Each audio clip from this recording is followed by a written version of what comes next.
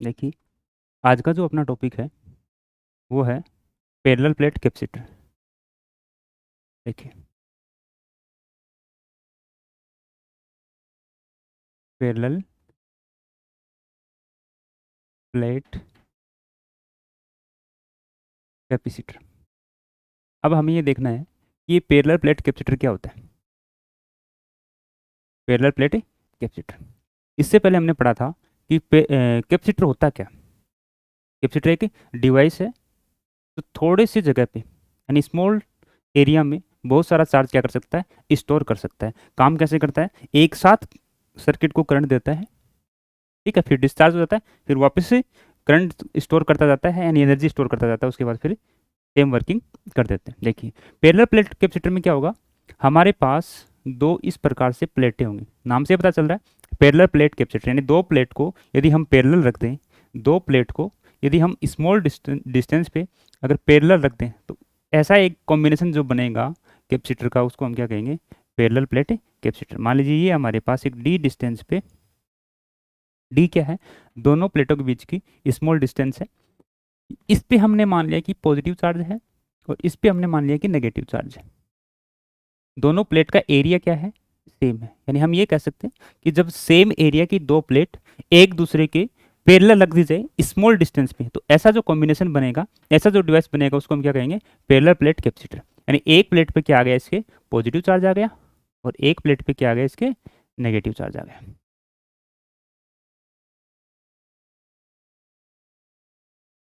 ये हो गई हमारे पास पैरेलल प्लेट कैपेसिटर। अब पैरेलल प्लेट कैपेसिटर है यानी चार्ज है दोनों प्लेट पे, तो इसके बीच में जो इलेक्ट्रिक फील्ड बनेगा, यानी इसके बीच में जो इलेक्ट्रिक फील्ड बनेगा वो कैसा बनेगा, इलेक्ट्रिक फील्ड कैसा होगा, यूनिफॉर्म होगा। इसके बीच में ऐसे यूनिफॉर्म इलेक्ट्रिक फील्ड बनेगा।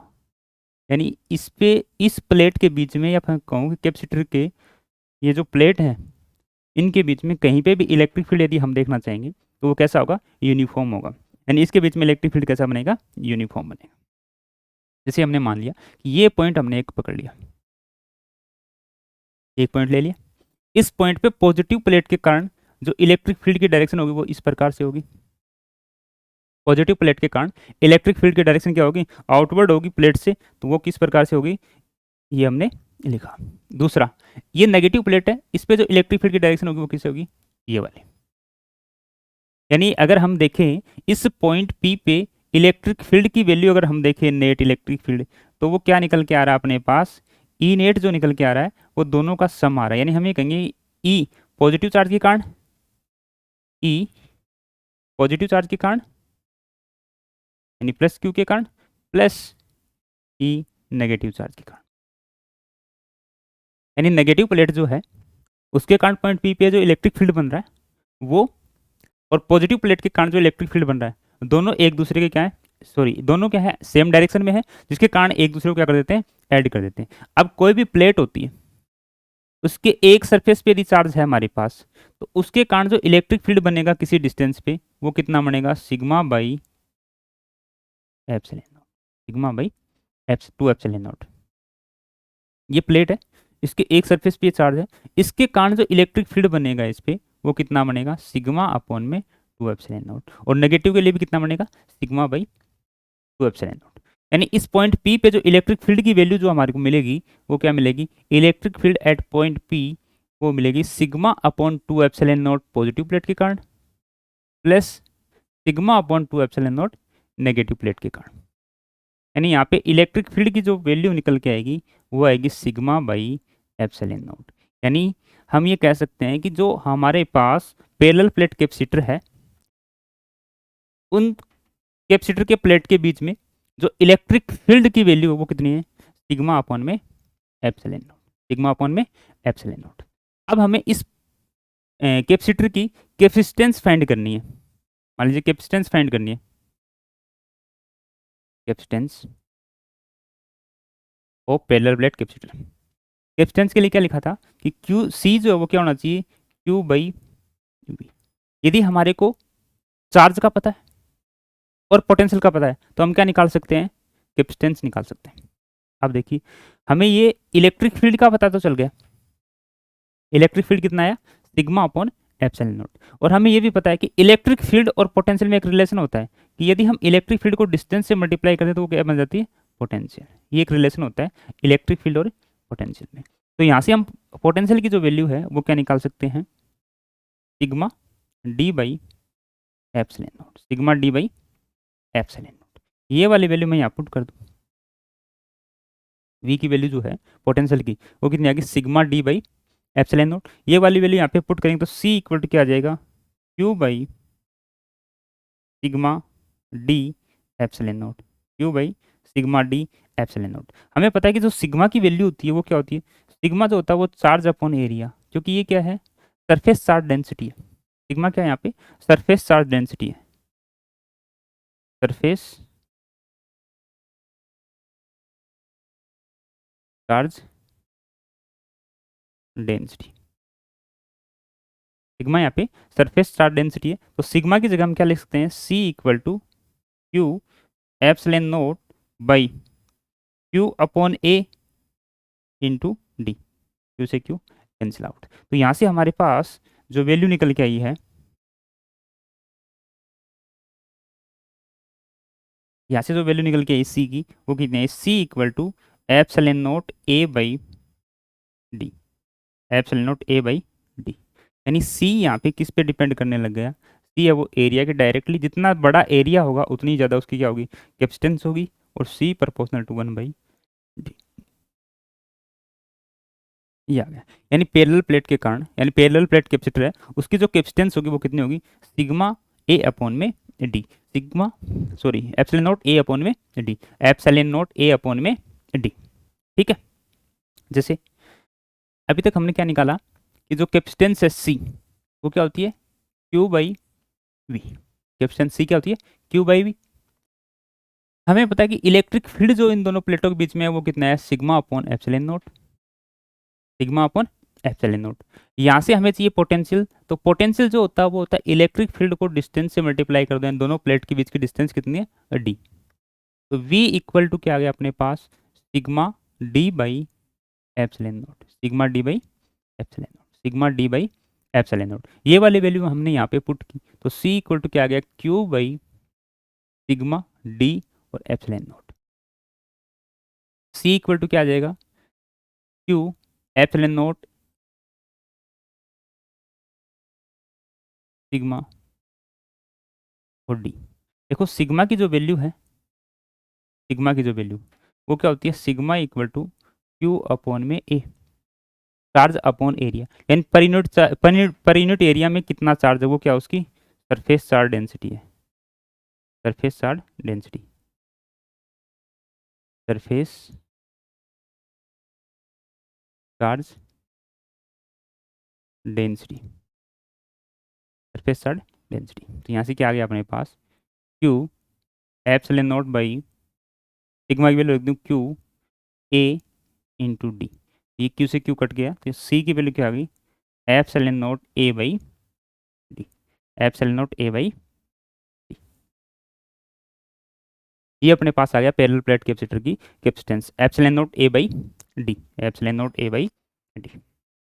ये तो बात हो गई हमारे पास जब पैरेलल प्लेट कैपेसिटर था और उसके बीच में एयर थी, यानी मीडियम में नहीं रखा हुआ था, या फिर मैं बोलूं कि प्लेट के बीच में जो वैक्यूम था उसके कारण, यानी आप ये कह सकते हो कि कैपेसिटेंस वन वैक्यूम में कितनी आई, जब पैरेलल प्लेट के बीच में कोई किसी भी प्रकार का कोई मीडियम नहीं है। तो ये आ गई epsilon naught A by D.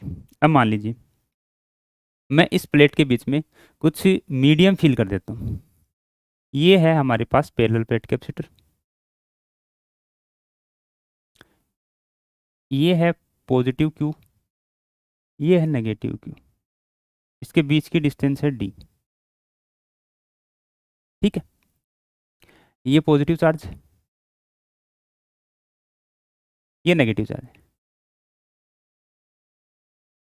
इसके बीच में हमने फिल कर दिया एप्सिलॉन आर, यानी मीडियम फिल कर दिया, डाइलेक्ट्रिक कांस्टेंट इसके बीच में फिल कर रखा है, फुल फिल है, यानी डाइलेक्ट्रिक है वो फुल फिल है।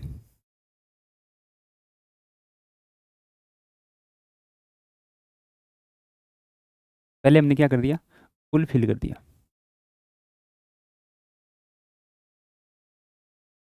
डाइलेक्ट्रिक फुलफिल कर दिया। अब देखिए डाइलेक्ट्रिक से कौन कौन चेंज होगा, डाइलेक्ट्रिक कांस्टेंट से, डाइलेक्ट्रिक कांस्टेंट से इलेक्ट्रिक फील्ड भी चेंज होगी और पोटेंशियल भी चेंज होता है। इलेक्ट्रिक फील्ड भी चेंज होती है इससे और पोटेंशियल भी चेंज होता है। जब इलेक्ट्रिक फील्ड और पोटेंशियल दोनों चेंज होंगे इसका मतलब कैपेसिटेंस भी चेंज होगी। तो उसको निकालते हैं। देखिए सी मीडियम के लिए क्या लिखेंगे, सी मीडियम इक्वल टू, हमने क्या लिखा, क्यू बाई वी मीडियम का, यानी कैपेसिटेंस हमें मीडियम में फाइंड करनी है। तो हमने ले लिया कि क्यू जो है वो तो चार्ज है और मीडियम में पोटेंशियल कितनी है, वो ये वाली वैल्यू पोटेंशियल ऑफ मीडियम। अब देखिए इलेक्ट्रिक फील्ड जो होता है इसके बीच में कितना होता है, इलेक्ट्रिक फील्ड ई जो होता है वो क्या होता है, सिग्मा अपॉन में एप्सिलॉन नॉट, अभी निकाला था। यानी इलेक्ट्रिक फील्ड जो निकल के आया था वो क्या था,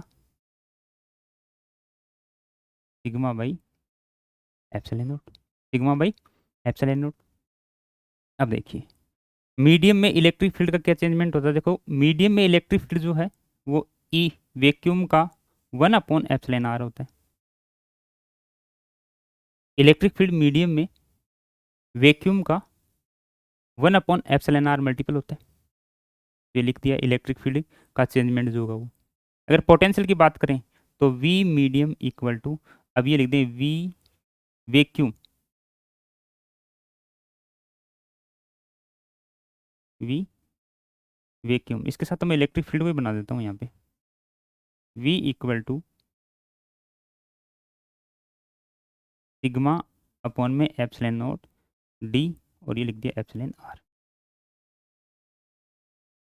ये तो वैल्यू थी इलेक्ट्रिक फील्ड की कितनी, सिग्मा अपॉन एप्सिलॉन नॉट, और एप्सिलॉन आर इसका था ही, और इसको हमने पोटेंशियल में कन्वर्ट किया तो डी से इसको क्या कर दिया मल्टीप्लाई। ये वाली वैल्यू मैं यहाँ पे पुट कर दूँ तो जो अपने पास है कैपेसिटेंस ऑफ मीडियम वो कितनी आएगी, Q by sigma D epsilon naught epsilon R. ठीक है, यहाँ से अगर मैं सिग्मा की वैल्यू पुट कर दूँ, Q by A, charge upon area, charge upon area, तो यहाँ पे जो हमारे पास कैपेसिटेंस आएगी मीडियम में वो कितनी आ जाएगी, epsilon naught epsilon R A by, इधर क्यू था, क्यू और डी, क्यू और डी, क्यू और डी, क्यू से Q epsilon naught epsilon R A by D.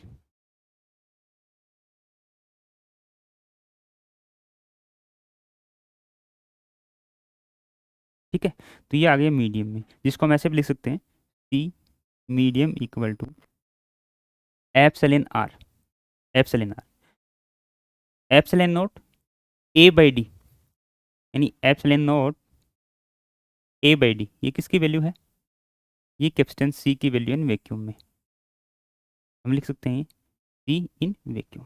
यानी कैपेसिटेंस जो है मीडियम फिल करने पे इंक्रीज होती है। यदि हम पैरेलल प्लेट के बीच में या पैरेलल प्लेट कैपेसिटर के बीच में डाइलेक्ट्रिक कांस्टेंट फिल करते हैं तो कैपेसिटेंस जो है वो इंक्रीज होगी, और कितनी इंक्रीज होगी, एप्सिलॉन आर्स के मल्टीपल में इंक्रीज होगी। ठीक है, तो ये तो आ गया हमारे पास फुल फिल में। देखें इसको ऐसे याद रख सकते हैं, एक कैपेसिटेंस हमारे पास पैरेलल प्लेट की क्या आई थी, epsilon naught A by D.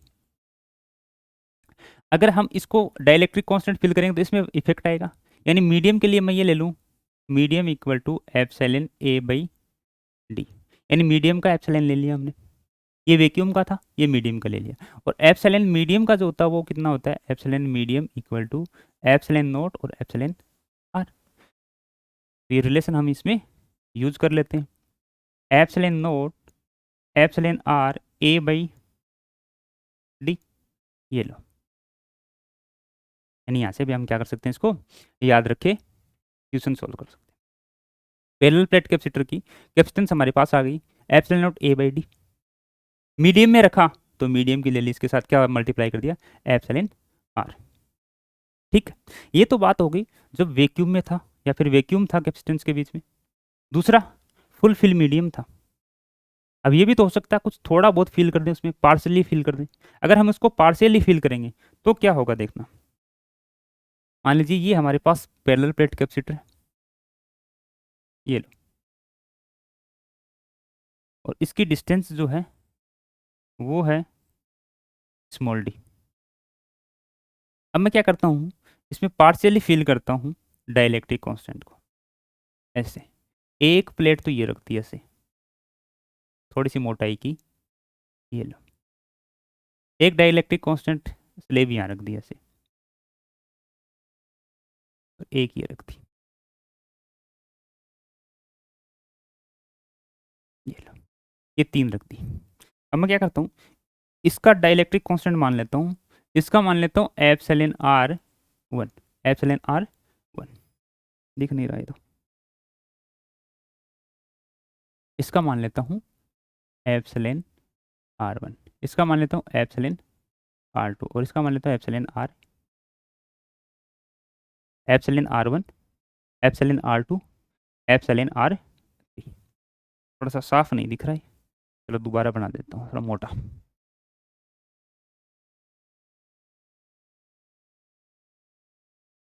ये अपने पास पैरेलल प्लेट कैपेसिटर है, इसके बीच की डिस्टेंस है वो डी है,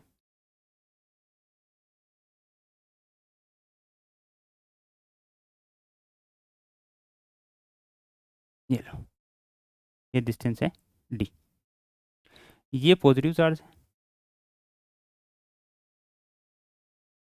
और ये नेगेटिव चार्ज है, ये पॉजिटिव चार्ज है, ये नेगेटिव चार्ज है। अब हमने क्या किया, इसके बीच में डाइलेक्ट्रिक कांस्टेंट की दो स्लेब फिल कर दी, दो तीन चार जितनी भी हैं, एक तो ये रख दी, एक ये रख दी, और एक ये रख दी। ये तीन स्लेब हमने डाइलेक्ट्रिक कांस्टेंट की ले ली। इसकी डाइलेक्ट्रिक कांस्टेंट जो है वो मान लेते हैं, इसका है वो एप्सिलॉन आर वन, इसका कितना है एप्सिलॉन आर वन, इसका मान लेते हैं एप्सिलॉन आर टू, और ये है epsilon R three, epsilon R one, epsilon R two, epsilon R three. और हम मान लेते हैं ये जो स्लेब है इनकी जो मोटाई है वो कितनी है, इसकी मान लेते हैं टी वन, ठीक है, इसकी टी वन, अगले वाले की मान लेते हैं टी टू, इसके मान लेते हैं टी टू, और ये है टी थ्री, ये इनकी थिकनेस है टी वन, टी टू और टी थ्री। अब देखिए इसकी कैपेसिटेंस को हम फाइंड करते हैं, जब हमने इसको पार्शियली फिल कर रखा है,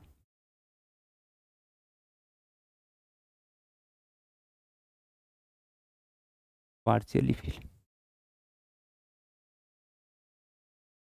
यानी कैपेसिटर को फुल फिल ना करके कुछ छोटे छोटे स्लेब रख रखी है हमने, कितनी तीन रख रखी है, इन्फिनिट भी हो सकती है यानी एन भी हो सकती है, तो हमने तीन ली है। फर्स्ट स्लेब की जो विड्थ है उसको मान लिया टी वन, सेकेंड वाली को टी टू, और थर्ड वाली को टी थ्री मान लिया। इसके लिए dielectric constant epsilon R one, epsilon R two और एप्सिलॉन आर थ्री मान लेते हैं। चलो इसको सोल्व करते हैं। अब देखिए इसके अंदर इलेक्ट्रिक फील्ड होगा तो यूनिफॉर्म ही होगा, ई नहीं, क्योंकि अब क्या कर दिया डाइलेक्ट्रिक कांस्टेंट रख दिया, तो जो वैक्यूम है उसमें तो ई रह जाएगा, लेकिन अगर वैक्यूम के अलावा उसमें देखो इसमें कितना आ जाएगा E by epsilon R one, यानी फर्स्ट स्लेब में जो इलेक्ट्रिक फील्ड आएगा वो कितना आएगा E upon epsilon R one, दूसरे में जो आएगा वो E upon epsilon R two, और तीसरे में जो आएगा वो ई अपॉन में एप्सिलॉन आर थ्री। अगर ये स्लेब ना होती तो इसके बीच में जो इलेक्ट्रिक फील्ड था वो ई मिलता हमने को, यानी यूनिफॉर्म मिलता।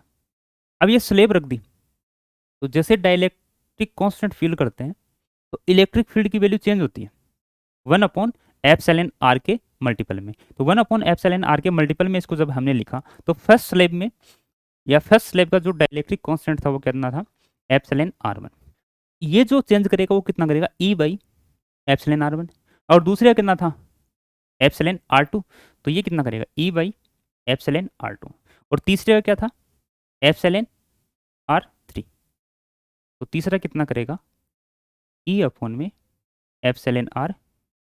ठीक है, यानी इलेक्ट्रिक फील्ड अपने पास आ गया, इसका इलेक्ट्रिक फील्ड आ गया, इसको मैं मान लेता हूँ E1, इसका इलेक्ट्रिक फील्ड है उसको मान लेता हूँ E2, और इसके इलेक्ट्रिक फील्ड को मान लेता हूँ E3। यानी हमारे पास वैल्यू आ गई E1 की, तो कितनी आ गई, E1 की वैल्यू आ गई अपने पास ई बाई एप्सिलॉन R1।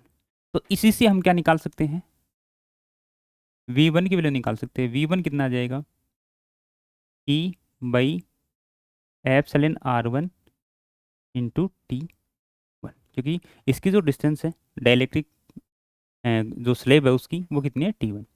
इसको यदि मैं थोड़ा सा और लिखूं तो V1 equal to sigma by epsilon naught epsilon R1, और ये लिख दिया T1। ये तो हमारे पास V1 की वैल्यू आ गई। ऐसे ही हम पोटेंशियल मान ले V2 दूसरे वाले की, यानी इसकी पोटेंशियल V1, इसमें पोटेंशियल V2 और इसमें पोटेंशियल V3 मान लिए। तो V2 क्या आ जाएगा यहाँ पे, sigma by epsilon naught epsilon R2 और T2। ऐसे V3 मान लूँ, वो कितना आ जाएगा, sigma by epsilon naught epsilon R3 और T। और एक वैक्यूम में अपने पास जो है V वैक्यूम का, वो कितना है, सिग्मा अपॉन में एप्सिलॉन नोट। वैक्यूम की डिस्टेंस कितनी बची, अगर ये पूरी डिस्टेंस अपने पास D है, उसमें से T1 T2 और T3 को हम माइनस कर दें, तो हमारे पास वैक्यूम की जो इलेक्ट्रिक फील्ड है उसकी वैल्यू आ जाएगी। यानी वैक्यूम कितना, वैक्यूम अभी बचा हुआ डिस्टेंस, तो वो डिस्टेंस अपने पास है, अगर हम D में से माइनस कर दें T1 plus T2 plus T3, यानी हम D में से माइनस कर दें T1 T2 T3, ये अपने पास वैक्यूम का है। ठीक है, हमें पता है कि कैपेसिटेंस यदि फाइंड करना है तो कैपेसिटेंस की वैल्यू क्या है, Q बाई V। अगर कैपेसिटेंस हमें फाइंड करना है तो कैपेसिटेंस की वैल्यू क्या आएगी, Q बाई V।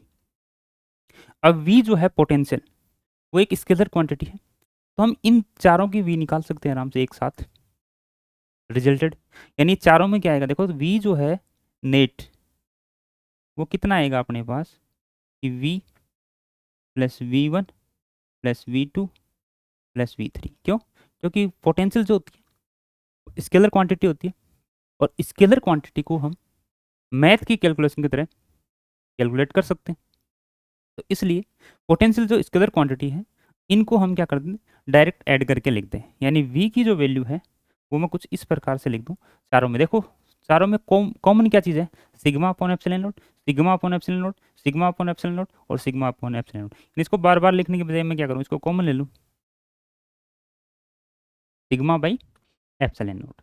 अब देखो सबसे फर्स्ट वाले में क्या बच गया, चलो पहले ये लिख देता हूँ, D माइनस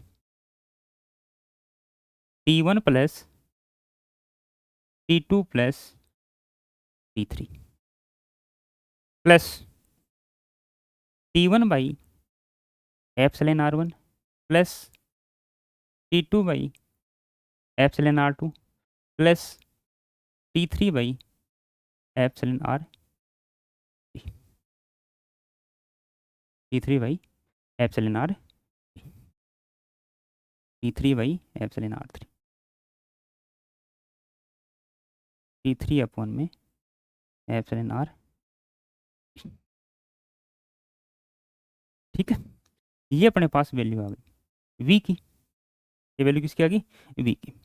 यदि ये वैल्यू हम V की यहाँ पुट कर दें, चार्ज वगैरह की वैल्यू रख दें, या फिर सिग्मा की वैल्यू हमारे पास क्या होती है, sigma equal to Q by A का मतलब एरिया। तो पर यूनिट एरिया में कितना चार्ज है उसको हम बोलते हैं surface charge density, surface charge density. अब देखिए ये वाली जो वैल्यू थी अपने पास, यदि हम इसको पुट कर दें,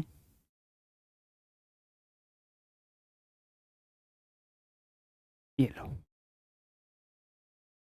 यानी हमें सी निकालना है, capacitance C equal to Q by V होता है, C equal to Q by V, यानी C equal to Q by V. अगर सी मीडियम का हमें निकालना है, सी मीडियम, तो अब हम क्या करेंगे, क्यू बाई ये वाली वैल्यू पुट कर दें वी की, यानी सिग्मा अपॉन में epsilon naught into sigma upon में epsilon naught into D minus T one plus T two plus T three plus T one by epsilon R one plus T two by epsilon R two plus T three by epsilon R three. ये लो, sigma की value और put कर दें, तो यहाँ पे जो सी की वैल्यू है वो कितनी आएगी अपने पास, एप्सिलॉन नॉट ए, ये भी ऊपर चला गया। और सिग्मा की वैल्यू क्या होती है, क्यू बाई ए, सिग्मा की वैल्यू क्या होती है, क्यू बाई ए। सिग्मा की वैल्यू यहाँ पे पुट करेंगे क्यू बाई ए, तो हमारे पास ये ए भी ऊपर चला जाएगा, क्यू से क्यू क्या हो जाएगा, कैंसिल हो जाएगा। और फिर अपने पास वैल्यू क्या आएगी, epsilon naught A by D minus T one plus T two plus T three plus T one by epsilon R one plus T two by epsilon R two plus T three by epsilon R. ये अपने पास एक value आ गई इसकी, जब हमने partially fill कर रखा है डाइलेक्ट्रिक कांस्टेंट को। ऐसे ही हमारे पास एन स्लेब फिल हो जाए, एन स्लेब, तो क्या करना अपने को, अगर यही एन स्लेब हो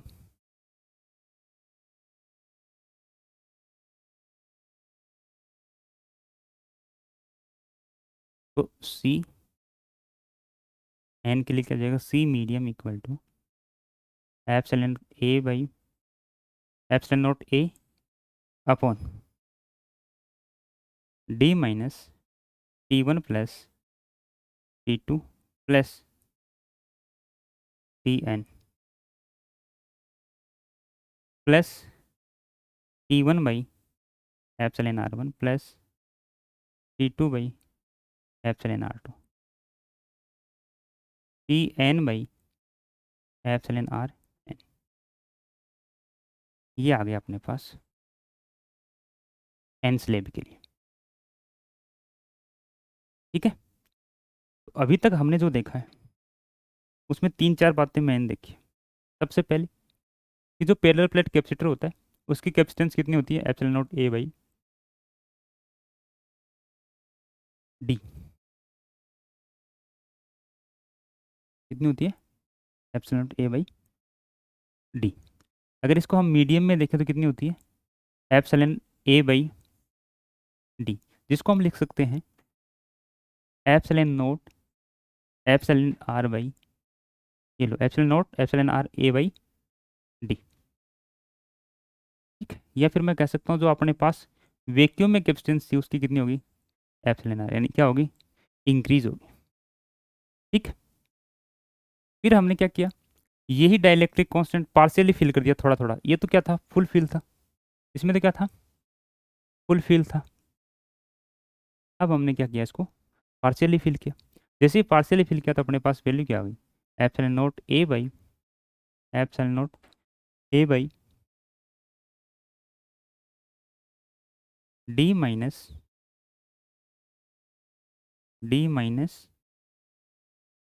T one plus T two plus infinite तक जा सकता है, यानी एन तक ले लें हम इसको, T N plus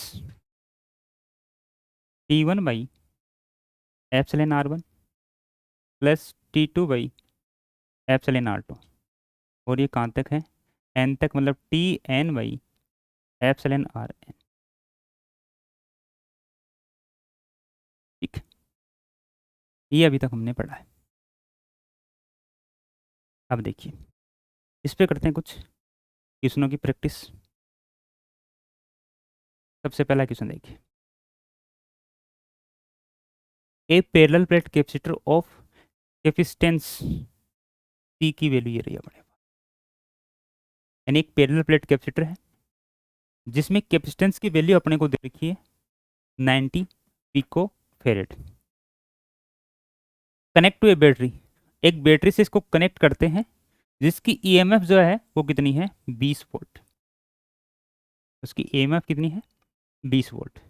if A dielectric material, if A dielectric material of dielectric constant के, उसकी वैल्यू कितनी है 5/3। यानी हमने को क्या दे रखा है, ई जो है उसकी वैल्यू दे रखी है 90 पिको फेरेड। अपने पास जो पोटेंशियल है वो दे रखी है 20 वोल्ट, 20 वोल्ट। और constant, dielectric constant epsilon R की वैल्यू जो दे रखी है, यानी इसको देखो के और एप्सिलॉन आर दोनों लिख सकते हैं। डाइलेक्ट्रिक कांस्टेंट को के से भी लिख सकते हैं और एप्सिलॉन आर से भी। एप्सिलॉन आर की वैल्यू कितनी है यहाँ पे, एप्सिलॉन आर की वैल्यू है 5/3। ठीक, आगे देखिए, insert between the plate the magnitude of the induced charge. ये कह रहा है एक पैरेलल प्लेट कैपेसिटर था, उसकी कैपेसिटेंस थी 90 पिकोफेरेड।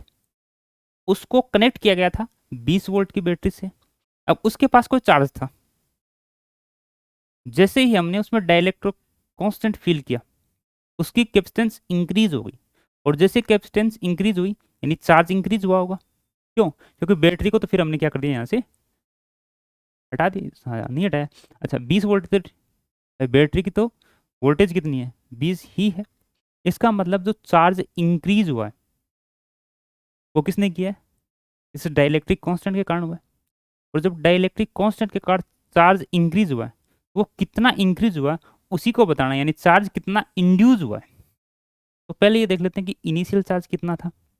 इनिशियल जो चार्ज था Q1 की वैल्यू कितना थी, P और V। यानी इनिशियल चार्ज जो था वो थी अपने पास 90 मल्टीप्लाई 10⁻⁻12 90 पिको फिर, तो 90 मल्टीप्लाई 10⁻⁻12,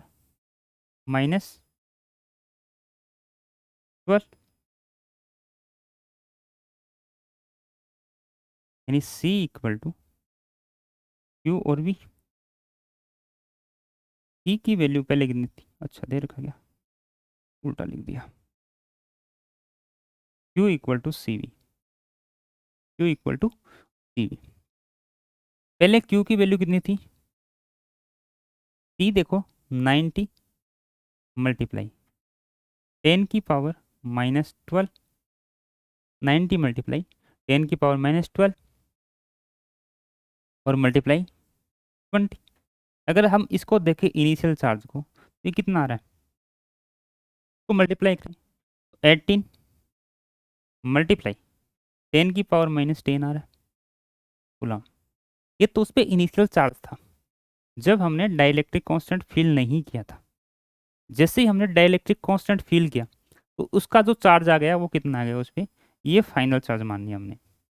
डाइलेक्ट्रिक कांस्टेंट फील करते ही कैपेसिटेंस की वैल्यू जो है वो कितनी इंक्रीज होती है। देखो कैपेसिटेंस मीडियम में कितना होता है, एप्सिलॉन आर सी वैक्यूम।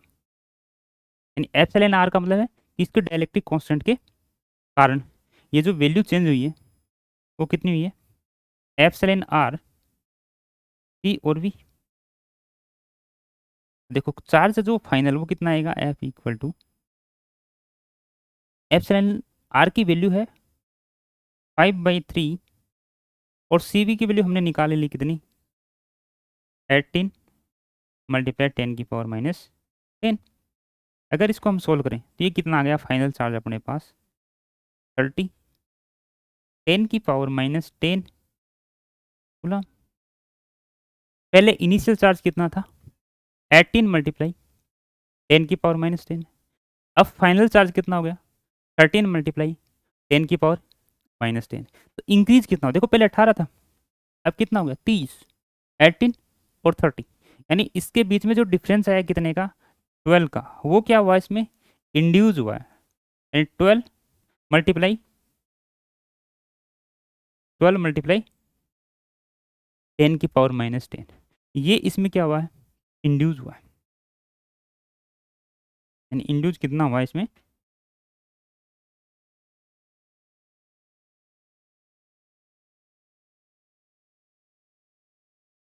ठीक है। तो यानी 12 मल्टीप्लाई 10 की पावर -10, ये रहा 12 मल्टीप्लाई 10 की पावर -10। अगर हम इसको ऑप्शन के अकॉर्डिंग एडजस्ट करें तो देखो नैनो कुलाम में इसमें आंसर आ रहे हैं। तो नैनो कुलाम का मतलब 10 की पावर -9 का हम इसमें डिवाइड कर दें तो अपने पास वैल्यू आ जाएगी 1.2 नैनो कुलाम, 1.2 नैनो कुलाम। क्योंकि 10 की पावर 9 का इसमें से डिवाइड करेंगे बाई 12 मल्टीप्लाई 10 की पावर -10 में 10 की पावर 9 का डिवाइड करेंगे तो 9 तो कट गया, एंड 12 मल्टीप्लाई 10 की पावर -1 बचा, एंड 12/10 हो गया, जिसकी वैल्यू आ गई 1.2 नैनो कुलाम। ठीक है, नेक्स्ट ले, देखो अगले वाला, if the distance between parallel plate of the capacitor is half, dielectric constant is double, dielectric constant is double, then the capacitance will be. ये हमारे पास पैरेलल प्लेट कैपेसिटर है,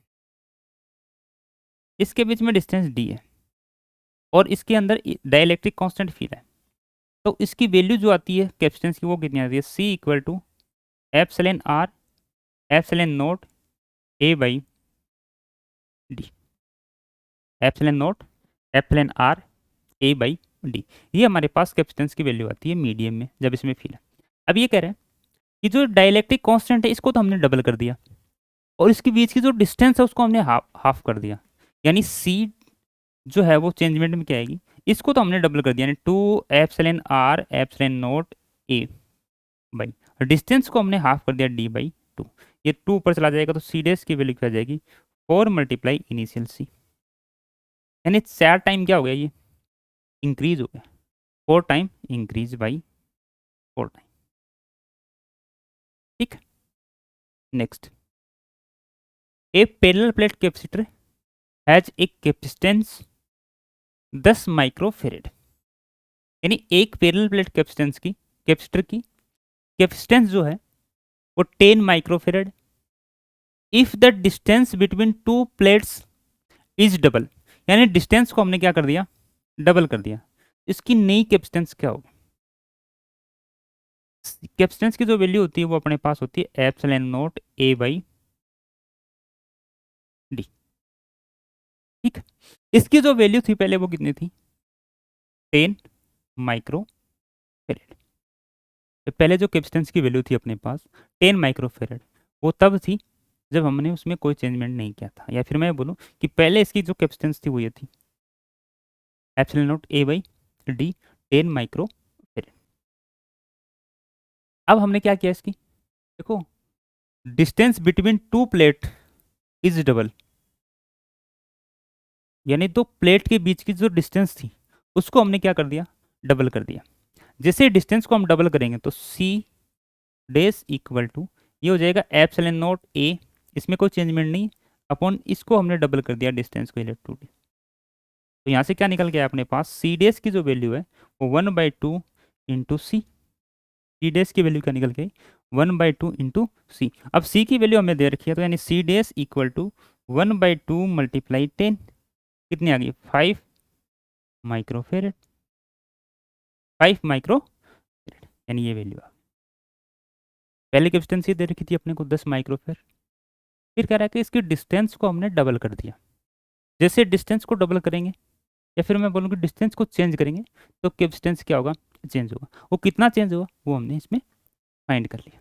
ठीक, अगला, ए पैरेलल प्लेट के प्लेट क्या लिख रखा है इसने, कंडेंसर, मतलब कैपेसिटर को क्या बोलते हैं, condenser, has capacitance 50 microfarad in air.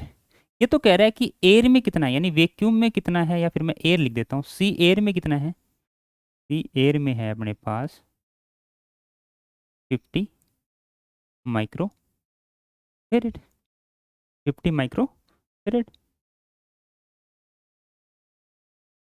ठीक है, जो एयर में है वो कितनी है, सी एयर में कितनी है अपने पास 50 microfarad, 50 microfarad, and 100 microfarad, 100 microfarad emerge in oil, oil में कितनी है, यानी ये मीडियम हो गया ऑयल, तो मीडियम में कितनी है 100 माइक्रोफेरेड, वैक्यूम में कितनी है 50 माइक्रोफेरेड, मीडियम में कितनी है 100 माइक्रोफेरेड। ठीक है, फिर ये पूछ रहा है डाइलेक्ट्रिक कांस्टेंट ऑफ ऑयल, तो ऑयल का डाइलेक्ट्रिक कांस्टेंट क्या है, तो हमें पता है कि जो सी मीडियम में होती है वो डाइलेक्ट्रिक कांस्टेंट का वैक्यूम का सी के साथ मल्टीप्लाई होती है, सी जो कैपेसिटेंस मीडियम में होगी वो वैक्यूम मल्टीप्लाई एप्सिलॉन आर होगी। तो यहाँ से सी मीडियम की जो वैल्यू है वो एप्सिलॉन, सॉरी सी मीडियम की वैल्यू जो है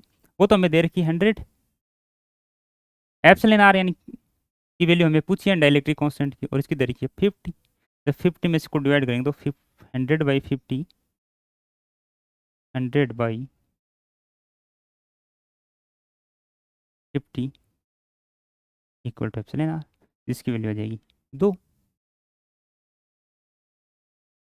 एंड डाइलेक्ट्रिक कांस्टेंट की वैल्यू क्या आ गई अपने पास 2 आ गई।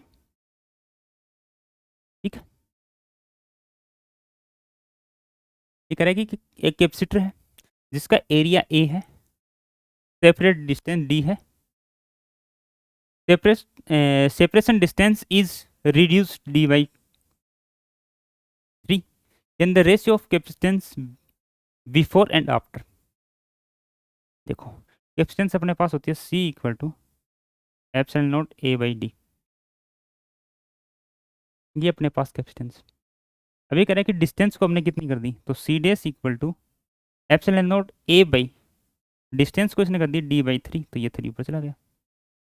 ये कह रहा है कि रेशियो बताना है बिफोर और आफ्टर, बिफोर का मतलब तो ये और आफ्टर का मतलब ये, यानी पहले कितना था एप्सिलॉन नॉट A/D, अब कितना हो गया 3 एप्सिलॉन नॉट A/D, यानी रेशियो आ गया 1:3। देखो ये एप्सिलॉन ना ये कट गए दोनों, तो 1:3, 1:3।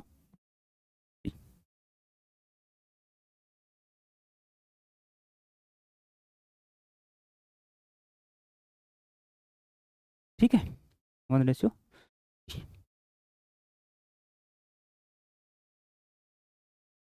Next, what is the area of plate, हमारे को प्लेट का एरिया बताना है जब उसकी कैपेसिटेंस कितनी है 2 farad, parallel plate capacitor given that the separation between the plate and distance की वैल्यू दे रखी है, एरिया दे रखा, एरिया तो हमें पूछा है, एरिया तो हमें फाइंड करना है, कैपेसिटेंस सी की वैल्यू में दे रखी है 2 माइक्रोफेरेड, और इसमें जो डिस्टेंस है डी वो कितनी है 0.5 सेंटीमीटर को मीटर में कन्वर्ट करने तो 10⁻⁻, ये वैल्यू अपने। ठीक, अब सी की जो वैल्यू होती है कैपेसिटेंस की वो कितनी होती है, C equal to epsilon naught A/D, C की वैल्यू कितनी है 2 है, एप्सिलॉन नॉट की वैल्यू, एप्सिलॉन नॉट की वैल्यू अपने पास होती है, एप्सिलॉन नॉट की वैल्यू होती है 8 multiply 5 10⁻12 multiply A divided by distance को मैं से लिख दूँ 5 मल्टीप्लाई 10⁻3, 10⁻³ से कटेगा तो 10⁻9। ठीक है, ये इधर आएगा, ये कितना हो जाएगा 10 equal to 5 multiply to equal 10, equal 8.85 10 की पावर -9 और मल्टीप्लाई ए, मल्टीप्लाई ए, ये इसके नीचे भेजिए अपन 10 अपॉन में 8.85 और ये होगी 10 की पावर 9 इक्वल टू ए। यानी ये अपने पास जो वैल्यू आई है ये आई है मीटर स्क्वायर। हमें चाहिए ऑप्शन किलोमीटर स्क्वायर में, तो मीटर को किलोमीटर में हम डिवाइड में वो करते हैं, चेंज करते हैं। तो 10 की पावर 6 से ये लो 10 की पावर 9 मल्टीप्लाई 10 की पावर -6 बाई 8.85 इक्वल टू ए। यानी हमारे पास आ गई 10 मल्टीप्लाई 10 की power 3 by 8.85 equal two kilometre पर, सॉरी किलोमीटर स्क्वायर एरिया। अगर हम इसको डिवाइडेड करके इसको सोल्व करेंगे तो इसकी वैल्यू आएगी 1129 किलोमीटर स्क्वायर, 1129 किलोमीटर स्क्वायर, तो जिसकी वैल्यू अपने पास है 1130 किलोमीटर स्क्वायर, 1130 किलोमीटर स्क्वायर। ठीक है, अब देखिए अगले वाला। हाँ, अगले वाला देखिए। Capacitance of A parallel plate capacitor become 4/3 time its original value. ये कह रहा है कि किसी कैपेसिटर की कैपेसिटेंस है वो पहले वाले की 4/3 है, यानी पहले उसकी कैपेसिटेंस जितनी थी उसकी 4/3 है। फिर क्या करें, dielectric slab of thickness, dielectric slab की थिकनेस कितनी है, ये वैल्यू है। Insert between the plate, D is the separation of between the plate, the dielectric constant of the slab is. तो डाइलेक्ट्रिक कांस्टेंट की वैल्यू हमारे को पूछिए, देखो कैसे निकालते हैं। हमने लिखा था C इक्वल टू, याद हो तो आपको, epsilon note A by D minus T और T बाई एप्सिलॉन R। ये जो हमने वैल्यू लिखी थी आपको याद हो तो ये रही, ये वैल्यू रखी थी, तो उसमें T एक ही है क्योंकि D/2 रखा उसने, तो T हमने एक ले लिया, इसका फर्स्ट ले लिया, बाकी छोड़ दिए, क्योंकि जितनी वैल्यू हमारे को जरूरत है उतनी हम इसमें लिख सकते हैं।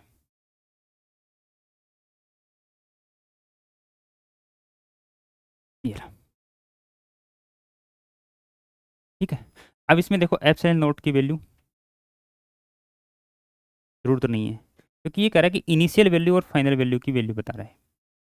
यानी हम ये कह सकते हैं कि पहले कैपेसिटेंस जो C थी वो एप्सिलॉन नोट A/D थी, और उसकी जो वैल्यू है C डैश वो कितनी होगी 4/3 एप्सिलॉन नोट A/,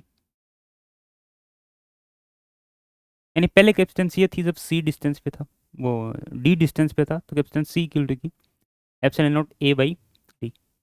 फिर इसकी जो कैपेसिटेंस बता रहे हैं मीडियम के बाद वो कितनी चेंजमेंट हुई थी, 4/3 multiple original value, original value, ठीक है। तो ये वाला जो मीडियम का है उसमें ये वाली वैल्यू हम पुट कर सकते हैं ऐसी कैसी, ये मैं पुट कर देता हूँ, एप्सिलॉन नोट A/D और इधर 4/3 equal to epsilon naught A/D minus T. तो टी की वैल्यू कितनी है यहाँ पे D/2, तो D minus D/2 and D/2 बचेगा, D माइनस D/2, तो D/2 plus D/2 epsilon R, D/2 epsilon R. इसको हम सोल्व करते हैं आगे, ये वैल्यू आ गई epsilon naught A/D equal to कितना है 4/3, 4/3। ये कितना आ गया epsilon naught A by D/2 plus plus D/2 epsilon naught D/2 epsilon naught D/2 sorry epsilon R. ठीक है, डाइलेक्ट्रिक कांस्टेंट है। यहाँ पे के भी यूज कर सकते हो एप्सिलॉन आर की जगह। देखो ये कट गया ऐसे, ये डी से डी भी कट गया, कॉमन लेके अपन तो आ गया 4/3 इक्वल 1/में 1/2 प्लस 1/2 एप्सिलॉन आर। ठीक है, इसको क्रॉस मल्टीप्लाई कर दें हम तो 3 इक्वल टू 4/2 एप्सिलॉन आर। ये 2, ये भी 2, यानी 3 - 2 इक्वल टू 2/एप्सिलॉन आर। इसकी वैल्यू 1 equal to two by epsilon R, two by epsilon R. तो यहाँ से एप्सिलॉन आर की वैल्यू क्या आ गई, डाइलेक्ट्रिक कांस्टेंट की वैल्यू क्या आ गई अपने पास, 2 आ गई। डाइलेक्ट्रिक कांस्टेंट की वैल्यू क्या आ गई, 2 आ गई। यानी इसका जो डाइलेक्ट्रिक कांस्टेंट है वो कितना आ गया, 2 आ गया। ठीक है, नेक्स्ट एक capacitor of capacitance value 1 microfarad, यानी सी की वैल्यू कितनी है, 1 माइक्रोफेरेड। सी की वैल्यू कितनी है, 1 माइक्रोफेरेड इज चार्ज्ड बाई, यानी पोटेंशियल कितना है, 30 volt, 30 volt. Battery, the battery is then disconnected. अब बैटरी को क्या कर दिया, डिस्कनेक्ट कर दिया। If it is connected across a 2 microfarad capacitor, यानी पहले अपने पास ये एक कैपेसिटर था ऐसे, इसको हमने बैटरी से ऐड किया 30 वोल्ट की से, ये चार्ज हो गया। उसके बाद बैटरी को हटा करके हमने इस कैपेसिटर के साथ एक कैपेसिटर और ऐड कर दिया पैरेलल में। अब ये बोल रहा है कि दोनों कैपेसिटर की एनर्जी आप फाइंड करोगे, वो एनर्जी और पहले वाली एनर्जी दोनों में कितना लॉस हुआ, यानी कितना डिफरेंस है। तो एनर्जी लॉस का फॉर्मूला हमने बताया था आपको। एनर्जी लॉस जो होती है, एनर्जी लॉस, एनर्जी लॉस वो कितनी होती है, 1/2 C1 C2 by C1 plus C2 V1 minus V2 का स्क्वायर। ठीक, जब हमने ये कैपेसिटर लिया, ये तो बैटरी से चार्ज हो गया, लेकिन ये दूसरे वाला जो कैपेसिटर हमने लिया ये अनचार्ज था। अनचार्ज का मतलब है इसकी पोटेंशियल क्या थी, 0 थी, यानी सेकंड वाले की पोटेंशियल क्या थी, 0 थी। तो सेकंड वाले की जो पोटेंशियल थी वो 0 थी। तो हम आगे लिखते हैं इसमें वैल्यू 1/2 मल्टीप्लाई सी की वैल्यू कितनी है, सी की वैल्यू है 1 माइक्रोफेरेड और 2 माइक्रोफेरेड, यानी 1 माइक्रोफेरेड और 2 माइक्रोफेरेड। तो 1 माइक्रोफेरेड को लिखेंगे 1 × 10⁻⁶ और 2 माइक्रोफेरेड को लिखेंगे 2 × 10⁻⁶ divided by C1 plus C2, यानी 1 + 2 यानी 3 × 10⁻⁶, 3 × 10⁻⁶। इसको हम लिखेंगे 30 - 0 का स्क्वायर, क्योंकि पहले वाले की तो पोटेंशियल कितनी होगी, 30 होगी। क्योंकि 30 वोल्टेज की बैटरी हमने उसको क्या कर रखी थी, उसके साथ कनेक्ट कर रखी थी। और दूसरे वाला जो था वो अनचार्ज था। अब अनचार्ज था, इसका मतलब उसकी पोटेंशियल कितनी थी, 0 थी। ये आ गई 1/2 मल्टीप्लाई, देखो 10⁻⁶ से 10⁻⁶ कट गई, 2 से 2 कट गया। तो हमारे पास जो वैल्यू बची वो कितनी बची, 1/3 मल्टीप्लाई 1/3 मल्टीप्लाई ऊपर है 10⁻⁻⁶, और ये कितना हो गया 900 300। यानी अगर हम इसको देखें तो 300 मल्टीप्लाई 10⁻⁻⁶, ये इसकी क्या आ गई, एनर्जी आ गई जूल। अब हमें ये देखना है इतनी लॉस हुई है उसकी एनर्जी।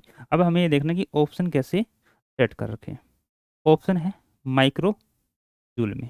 अब इसको हम माइक्रो जूल में बनाने के लिए 10⁻⁻6 का डिवाइड कर देंगे, क्योंकि माइक्रो की जो वैल्यू होती है वो कितनी होती है 10⁻⁻6। तो उसको 10⁻⁻6 से डिवाइड किया हमने, नीयत कट गई, तो क्या आ गया अपने पास 300 माइक्रोजूल।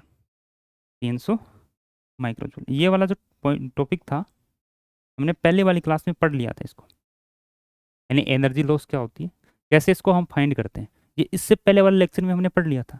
तो अगर आपको इसको अच्छे से समझना है कि एनर्जी लॉस कैसे निकाला सर ने, भाई कैसे इस फॉर्मूले को हमने फाइंड किया, तो ये वाला फॉर्मूला जो है हमने पहले वाली जो क्लास थी, लास्ट लेक्चर जो हुआ था उसमें हमने इसको एक्सप्लेन किया था। इस पे हमने उस वहाँ पे और भी क्वेश्चन किए थे, यहाँ तो एक ही क्वेश्चन आया, वहाँ पे हमने इस पे बहुत सारे क्वेश्चन किए थे। तो यदि आपको इस वाले एनर्जी लॉस को समझना है तो आप क्या करिएगा, इससे पहले वाली क्लास को देखिएगा। ठीक है, आज के लिए इतना ही। Okay, thank you.